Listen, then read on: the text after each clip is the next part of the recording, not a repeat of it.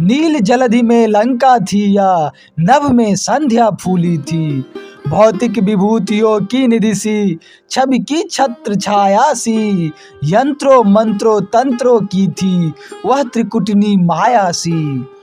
उस भव वैभव की विरक्ति सी, वैदेही व्याकुल मन में, भिन्न देश की खिन्न लता सी, पहचानी अशोक वन में।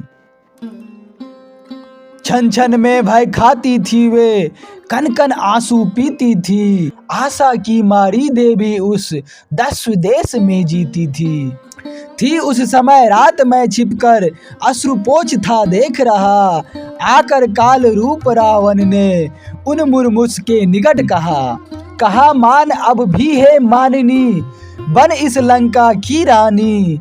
कहाँ तुच्छ वह राम, कहाँ मैं विश्व विजयी रावण मानी। जीत न सका एक अबला का मन, तू विश्व विजयी कैसा। जिन्हें तुच्छ कहता है उनसे भागा क्यों तस्कर ऐसा। मैं वह सीता हूँ सुन रावण, जिसका खुला स्वयंवर था। वर लाया क्यों मुझे न पामर, यदि यथार्थ ही तू नर था। वर न सका का पुरुष, जिसे तू उसे व्यर्थ ही हर लाया।